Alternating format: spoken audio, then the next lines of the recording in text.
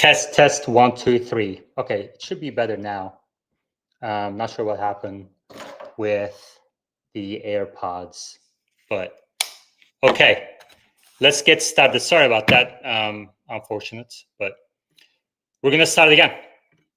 Hello, everybody. My name is Yaman, and I provide daily updates on Tesla markets and technology. Let's get started. Sorry about the earlier issue. But let's get going.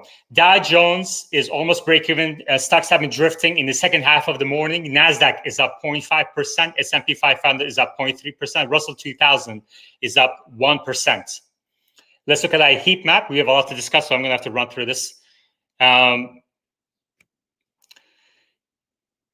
Visa and MasterCard are pulling the indices downward, especially Dow Jones. Tesla is up 2%. Financials are higher due to lower, I think there's some regulation efforts coming around. Everything else is mixed. We're going to start with the Waymo news. Waymo is expanding into New York. We're coming back to Big Apple next month. We want to serve New Yorkers in the future, and we're working towards that goal. Here's how. They're going to start, they apply for a permit, and they're going to start with a specialist behind the wheel, which is how they start in every city. And I think I would estimate that in 1 to 2 years, they will be widely adopted in New York as well. But that's not the only competition that Tesla has. VW to sell ID Buzz robotaxis next year, taking on Tesla and Waymo. So I think this is something that nobody really expected.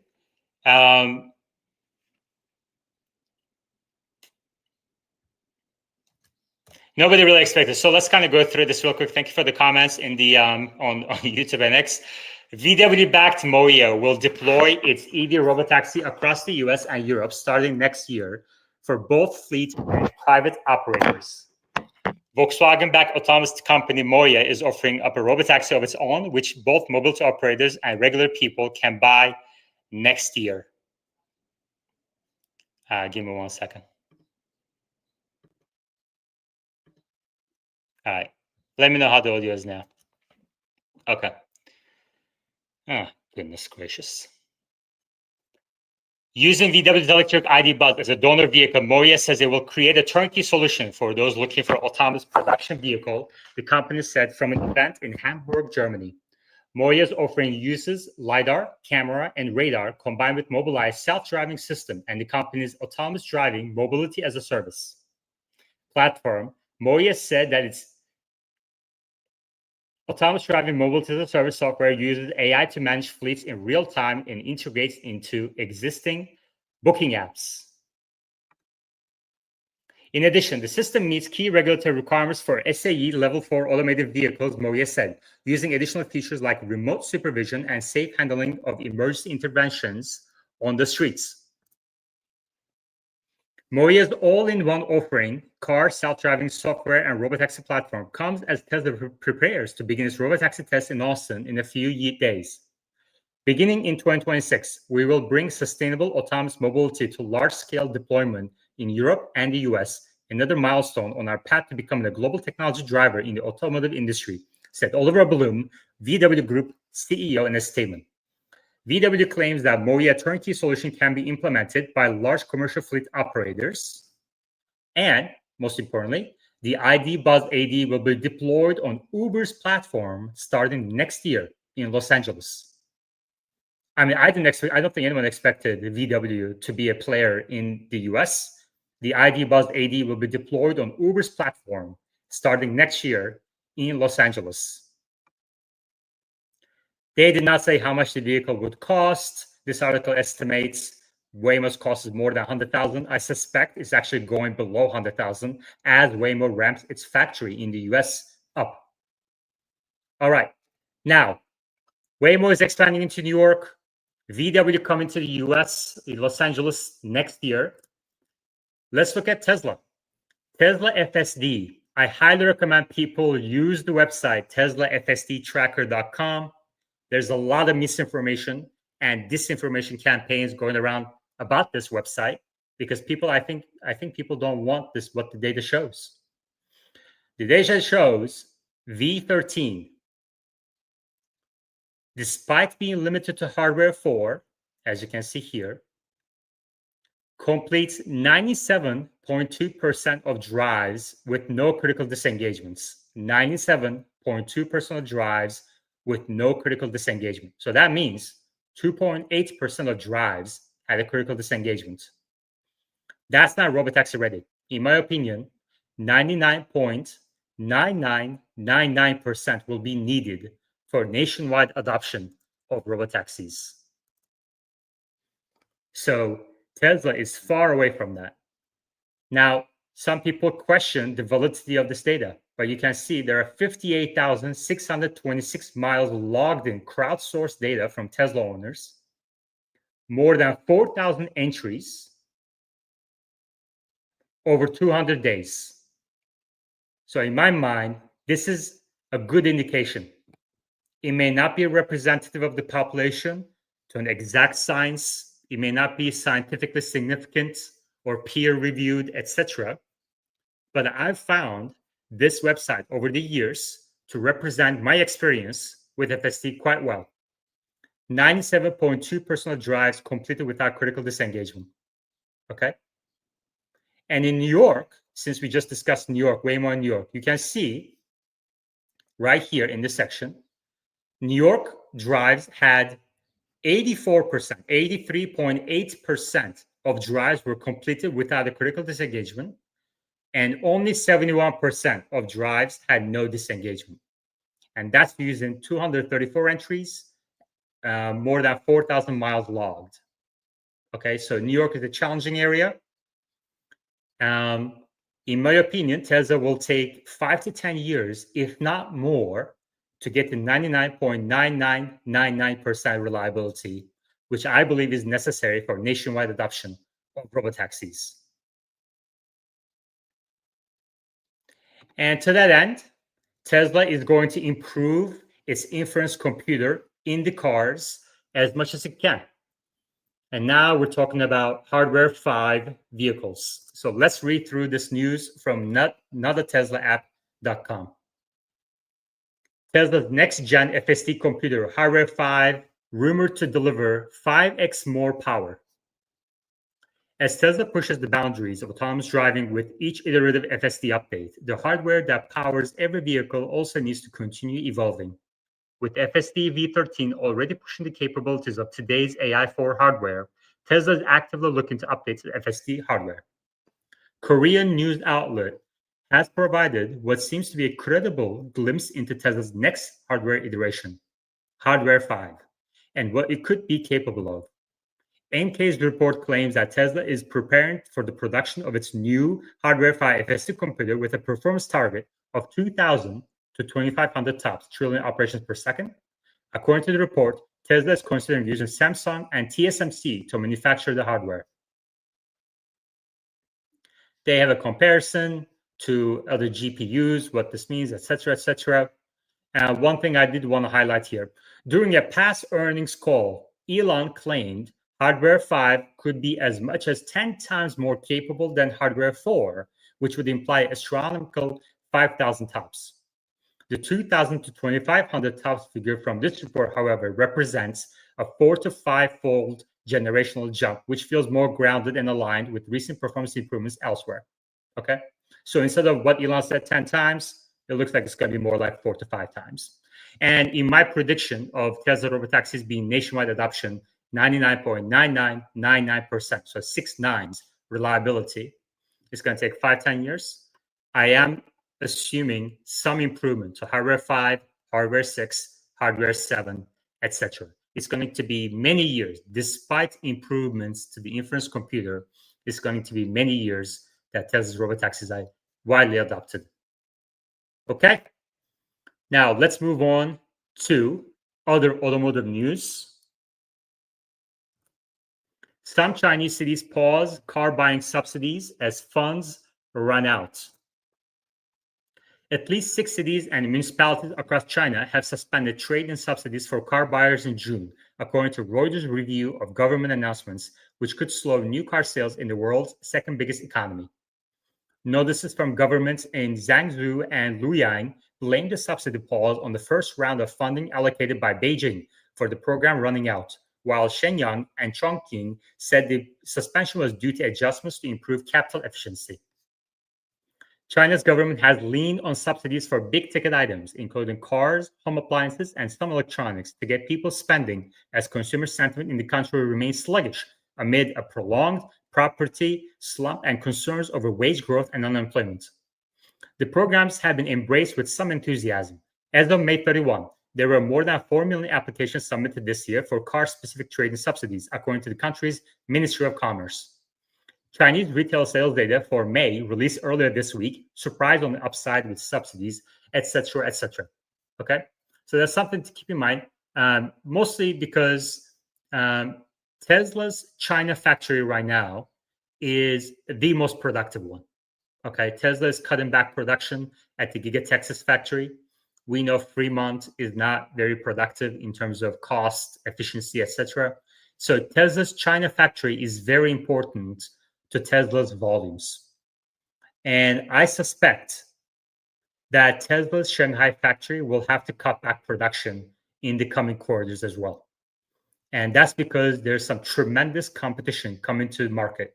We talked about the YU7 in earlier episodes. Other automakers like BYD and Zeekr also have tremendous competition they're bringing to the market soon. But also, on top of that, Toyota is also now a credible player in the EV world, in my opinion. So let's read through this. If you disagree with me, look through this article, and I think you'll agree with me after that. Tesla Model Y has a new rival from Toyota that's half the price. The new BZ5 adopts a crossover fastback silhouette and has a footprint similar to that of this Tesla Model Y. You can see the picture of this car right here. If you thought Toyota couldn't produce an affordable EV, think again. Well, at least if it's made in China and relies on BYD for its batteries, Toyota is slowly catching up with the EV game, and its latest effort is the BZ5, a new electric crossover fastback developed in China. Manufactured by the FAW Toyota joint venture, it features BYD-sourced battery packs to power its electric drive. Interesting. BYD-sourced battery packs. BYD is a supplier to many automakers, including Tesla, in Europe. The BZ5 is essentially a rebranded version of the BZ3C, which itself, etc., some named stuff over there. Exterior design, I don't care about the exterior design. Inside, there's 15.6-inch touchscreen, a digital instrument cluster mounted close to the windshield, and a floating center console. The front seats can transform into a bed, which comes in handy in combination with the nap mode in the infotainment system.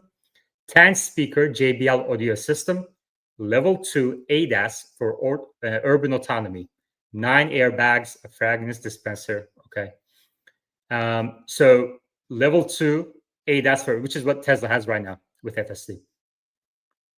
So half the price. All right, let's look at some range figures here.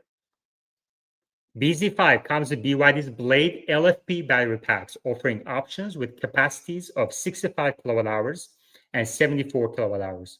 According to Toyota, range estimates for the CLTC cycle are 342 miles and 392 miles, respectively. A 30 to 80% charge can be completed in just 27 minutes.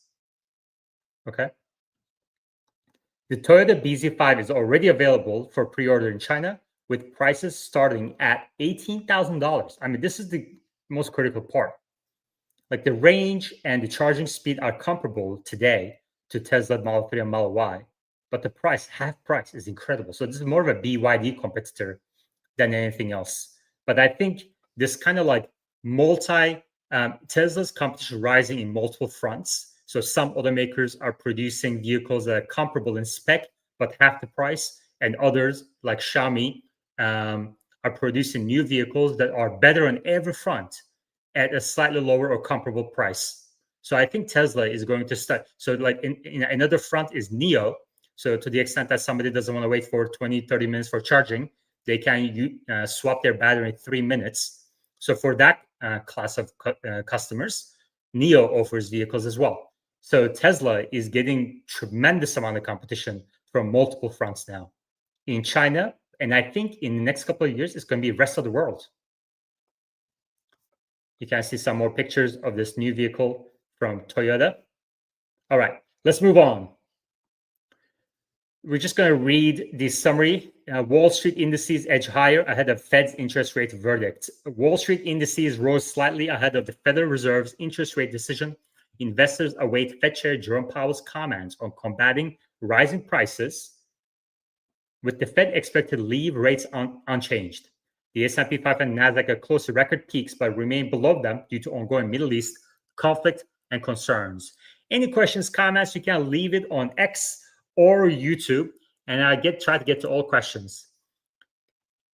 Today is Fed Day, so let's focus on that for a little bit. They're going to announce a decision in about a half hour, and then a press conference an hour from now. All eyes on the Fed's dot plot as investors look for rate cut clues. Federal Reserve is widely expected to hold rates steady at the conclusion of its policy meeting on Wednesday, but the big question is whether Chairman Jerome Powell and his colleagues will stay committed to 2 rate cuts in 2025. I think they're going to have to cut more than that. The answer will come in the form of the dot plot, a chart updated quarterly that shows each Fed official's prediction about the direction of the central bank's benchmark interest rate. The last dot plot, released in March, revealed a consensus among Fed officials for 2 cuts this year, as some were already factoring uncertainties of the Trump's economic policies into their projections. They made the same prediction last December.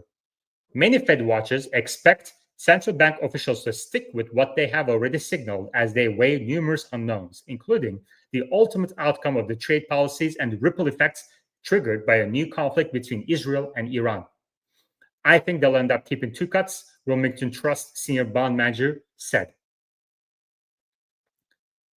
Same person added that recent milder inflation data give the Fed more room to be patient before making rate adjustments. That doesn't make sense.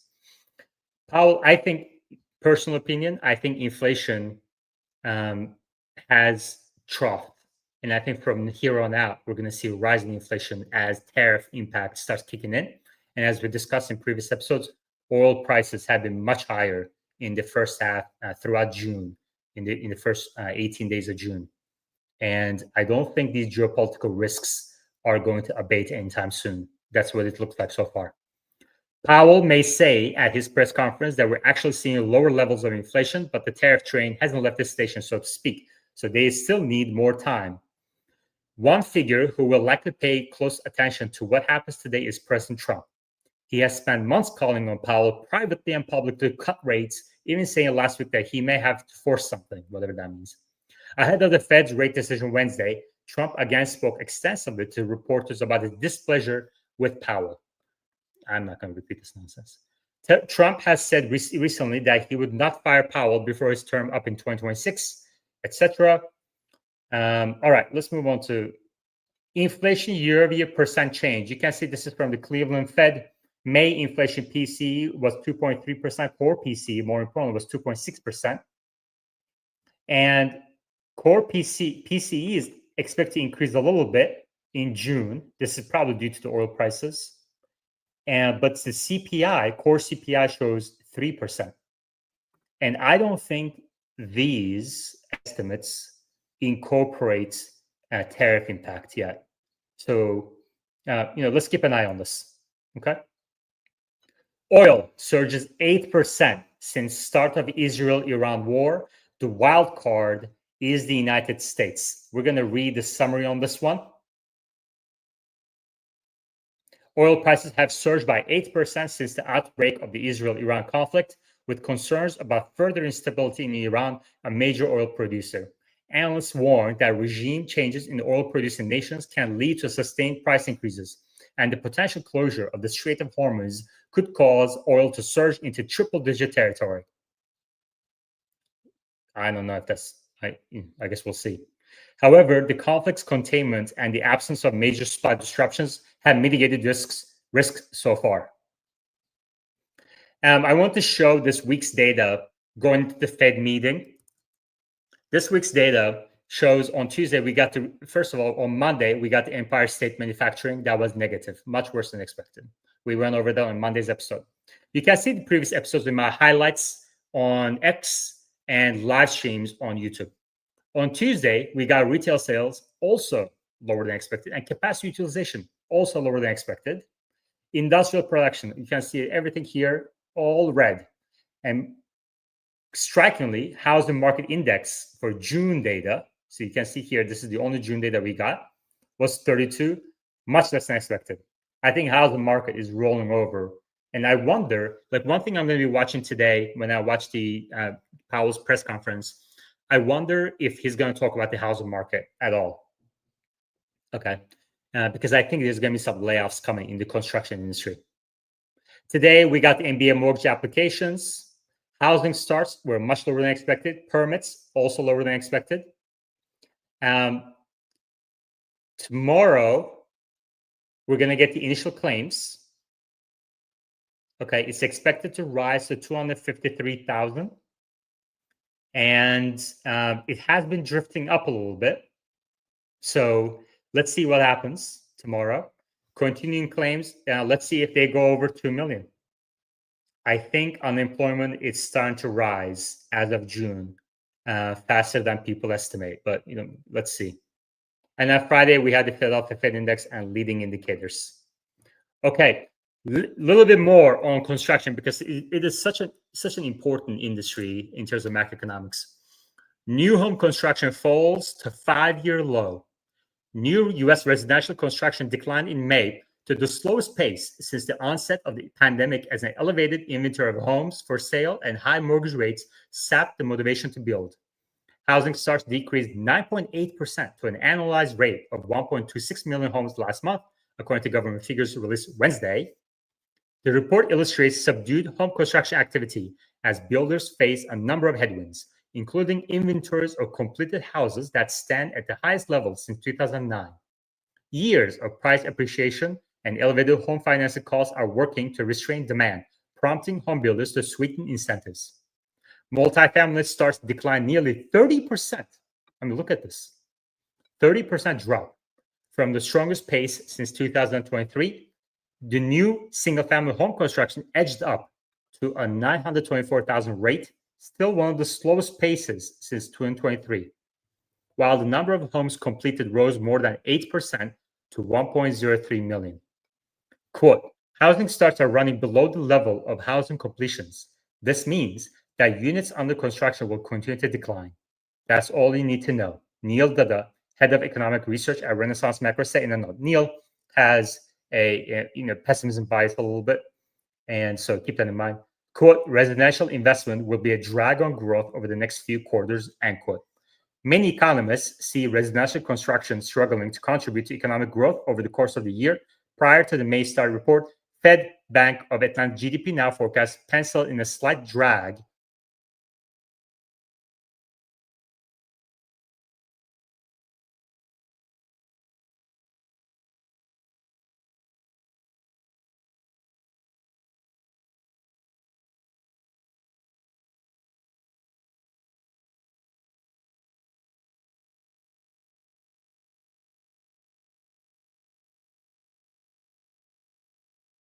Test 1, 2, 3.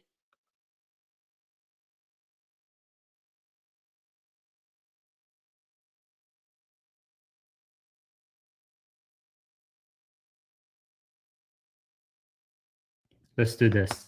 Test 1, 2, 3. Okay, we're rolling with the punches. Let's go. Visa, MasterCard down 4%. Let's look at the reason. Test 1, 2, 3. Okay, it should be better now. I'm not sure what happened with the AirPods, but okay. Let's get started. Sorry about that. Okay. Stablecoins market cap surges to record high as U.S. Senate passes bill. The total market capitalization of stablecoins surged to a record high on Wednesday, data showed, as the U.S. Senate passed a bill to regulate the sector, a major step towards legitimizing a once niche but now fast-growing corner of the crypto market. According to CoinDesk data, the market capitalization of stablecoins hit an all-time high of $252 billion, up 22% so far this year. Stablecoins are a type of cryptocurrency designed to maintain a constant value, usually via one-to-one peg with the US dollar. They're commonly used by crypto traders to move funds between tokens. Their use has soared in recent years as analysts expect the market to grow further once the US legislation has passed. Proponents say stablecoins could be used to send payments instantly, while others worry they will lead to closer ties between the crypto world and the traditional financial markets.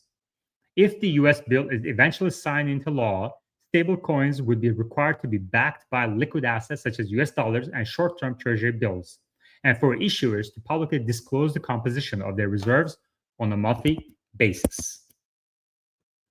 All right. And the final article on OpenAI. OpenAI, Sam Altman just said that he expects GPT-5 to be released sometime this year, sometime this summer. And I'm looking forward to it because I use ChatGPT quite often. OpenAI is phasing out scale AI work following startups' Meta deal. OpenAI is phasing out the work it does with data labeling startup Scale AI, cutting ties with the company days after Meta invested billions of dollars in it and hired its founder. Scale accounted for a small fraction of OpenAI's overall data needs, according to an OpenAI spokesperson who confirmed the firm's decision to phase out work with the company. The ChatGPT maker was already in the process of winding down its reliance on Scale before Meta, an OpenAI competitor, took a 49% stake in the firm, the spokesperson said, adding that OpenAI had been seeking other providers for more specialized data needed to support increasingly advanced AI models. OpenAI's plans inject new uncertainty into Scale's business in the wake of Meta's unusual deal. Meta is investing $14 billion in Scale and has poached the startup's chief executive officer, Alexander Wang, for a new so-called superintelligence unit focused on building a more powerful and hypothetical form of AI software. Other Scale employees are expected to follow Wang to Meta to work on AI. Scale AI spokesperson declined to comment. All right. That's it. Sorry about the audio issues today. I'll look into that. Thank you very much, everybody, for joining, and I'll chat with you all next time. Take care.